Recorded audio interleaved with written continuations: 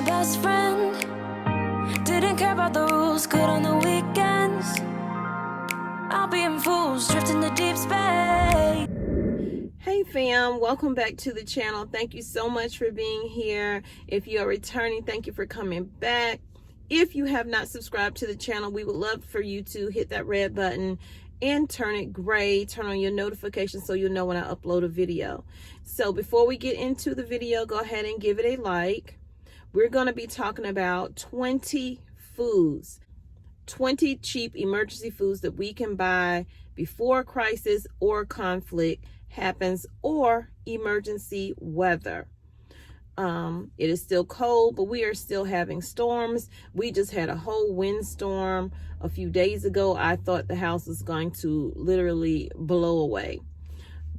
So we need to prepare the best we can. I do have notes here, so I will be looking down and reading because I'm trying not to make it a long video, so I decided to write down everything that I wanted to say. With inflation soaring and lack of fertilizers for farmers, we need to begin stockpiling food and growing our own food so we can make the most of our hard-earned money. I'm going to put my glasses on in hopes that I can read better. Some people coupon, some people are not able to coupon, whether they don't have stores that accept coupons or they have limited stores in their area. They may only have one and live too far away to do all of that driving. So the best thing you can do is get the most bang for your buck. You just, burning gas here and there adds up, just running around, because gas prices are soaring as well. It is more and more important for us to come up with an emergency plan, write it down, talk about it with our family, and put it into action. There will be foods on this list that may not fit into your diet due to medical reasons, just like mine. This is not a must-have list. These are optional. Sub in, sub out, whatever it is you eat, because the goal is to buy what you eat what you buy, grow what you eat what you grow, not to have waste. We don't want to be out wasting our money. I can say I have spent money. I don't want to say I wasted the money because I bought some items that I grew up eating. And now, for whatever reason, I just don't like the taste of them. I thought that I would and I didn't.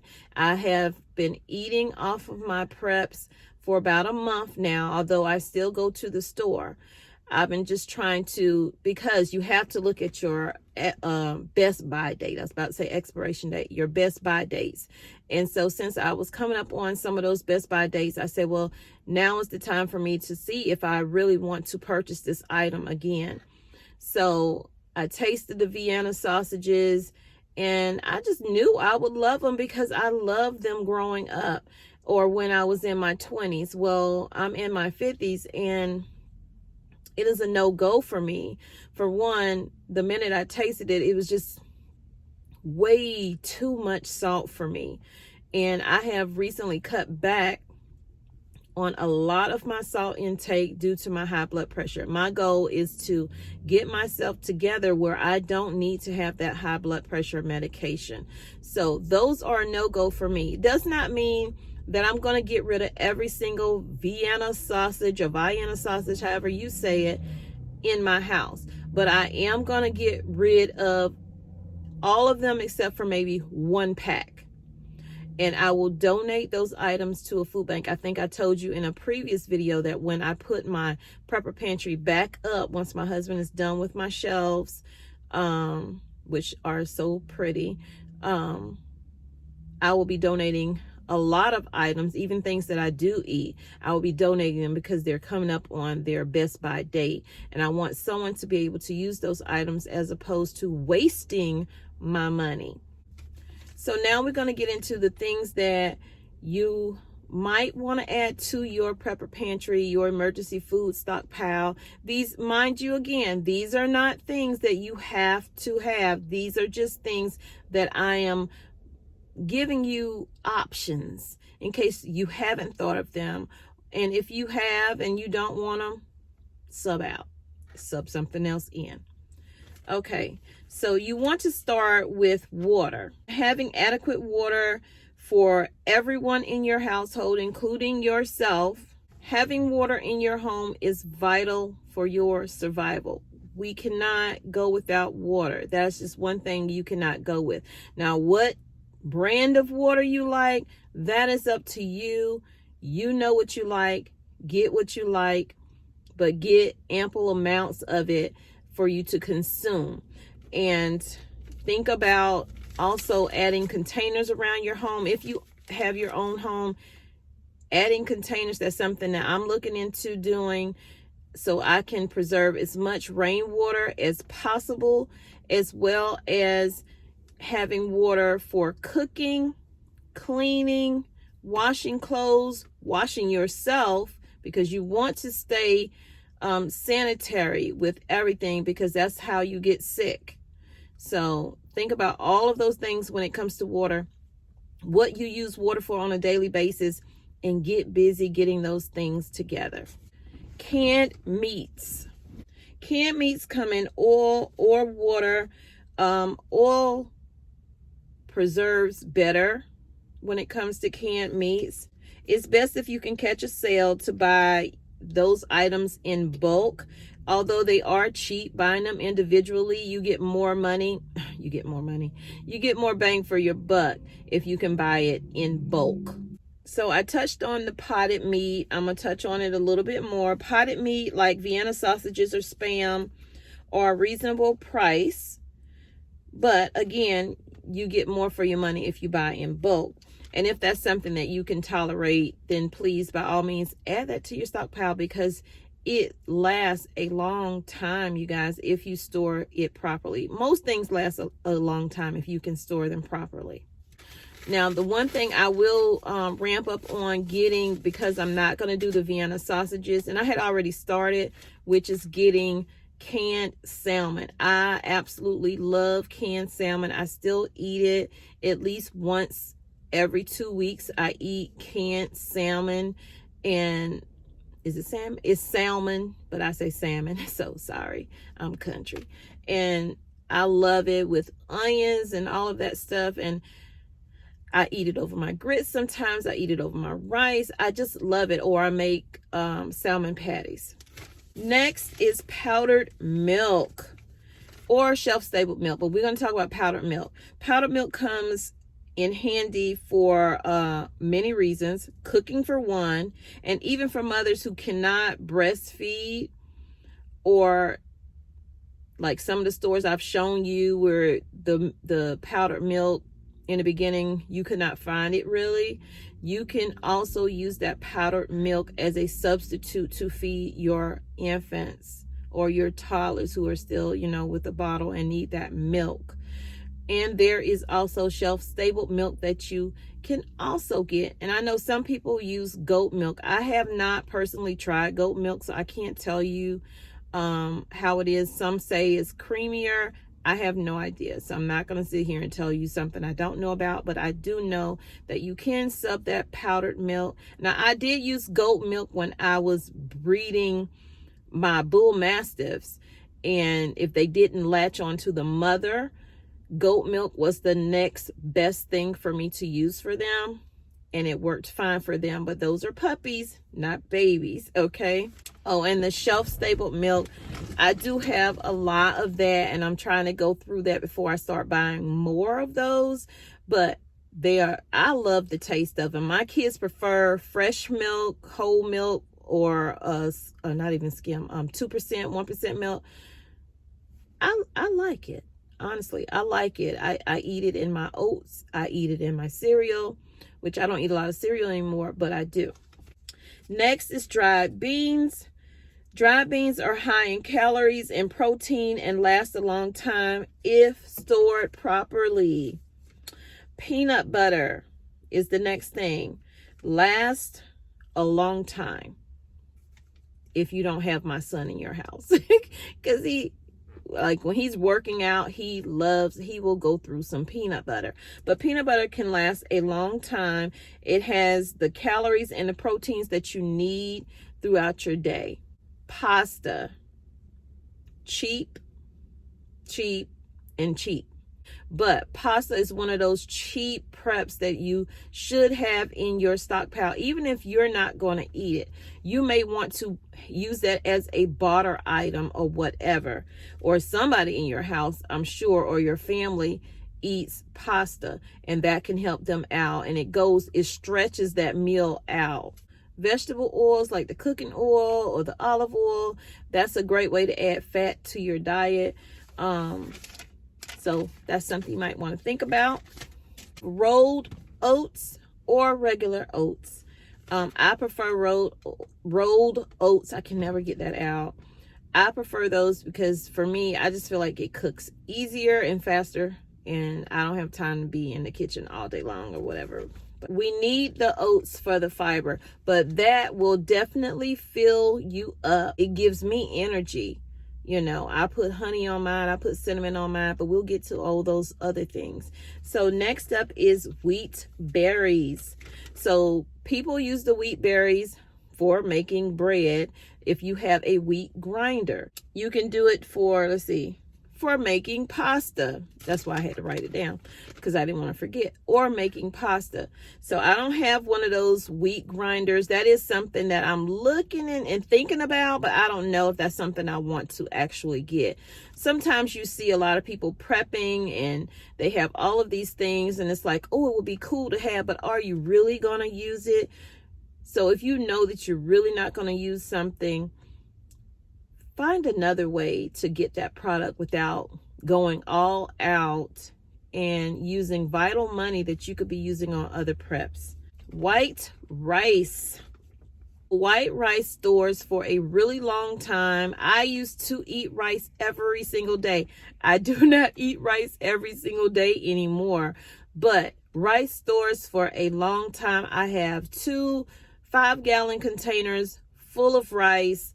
I keep rice in my working pantry as well, and I pull from my prepper pantry to my working pantry to prevent from having to go to the store and all of that stuff. I throw some bay leaves in it. I have not had any problems with bugs or anything like that. So fruit, you might want to think about if you want to add canned fruit, fresh fruit, dehydrated fruit, freeze-dried fruit, some kind of fruit for yourself or your kids. You might want that. And the best way to do it is to maybe preserve it yourself. And if you're not into that, you can get the canned fruit in the light syrup, or you can get it in just water if you don't want all of that sugar in your fruit. And you can dehydrate them. I love dehydrating apples and bananas, but you know, the cost of those things have gone up. So look at the cost of what it would take for you to buy those apples. Would it be cheaper to buy those apples or to go out and buy you some dehydrated apples? Lentils. I have lentils in there. I am not a lentil eater, but I know that that is something that has a lot of protein in it, and that is something that I can substitute if I don't have access to meat. Salt is something we all need. Our bodies need salt, so get as much salt as you possibly can. Store it properly. Don't let it get wet, damp or anything like that. And also you can use the salt for preserving if you're preserving meats or vegetables, fruits, well, not fruits, but vegetables as well. Now we have sugar. Sugar is another thing that stores well. It adds to our cooking, and it's just something that you might want to have. Even if you're not into sugar, you can get other kinds of sugar, but have something that in case you might want to barter something. Sugar is a great barter item. And seasonings is the next one, and condiments. I'm put that together, seasonings and condiments, because when you're cooking, you say you're cooking rice. Well, I'm tired of eating this plain rice. I don't have any yellow rice. I don't have any wild rice. Add some seasonings, add some condiments or something to it to give it that flavor, because you will get bored with the stuff that you eat, whether it's rice, meat, whatever. Add some different seasonings to it and change up the flavor. If you are a coffee drinker, think about adding coffee to your food pantry. Coffee is something, I'm not a everyday coffee drinker. I can go without it, but when I want it, I want it. So it's definitely in my stockpile. But I use the coffee that comes in the little tea bags. That way I can just do an individual cup if I want to, because I'm not going to drink a whole pot of coffee. And great barter item. So next we have broths and soups used in cooking and when someone is ill.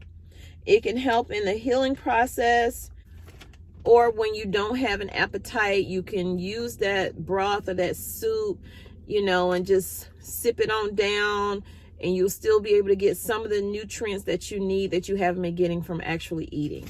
Last page, canned fruit. We kind of already talked about that. You can find some really reasonable price canned fruits from Aldi's for sure. And of course you can, you know, get canned fruit from the Dollar Tree, but at Aldi's, I've been finding canned fruit for under $1. So that is something you might want to think about, or if you want to get it in bulk, whatever, you know. I don't get a lot of different fruits, but I do get some fruits because I want that in my house. Canned vegetables. Y'all, if you're not gonna grow your food, go on out and get your canned vegetables, because everybody is not gonna grow. Everybody don't want to grow. So get them now. I would say try to get the ones that don't have the salt in it. I thought that I wouldn't like those, but I actually do like the ones that don't have the salt in it now.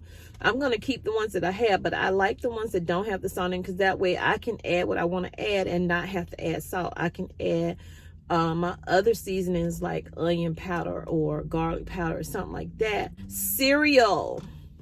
Get your cereals like you're getting your, just like you're getting your oats and stuff. Get your cereal, especially if you have kids. Be mindful of the best by date.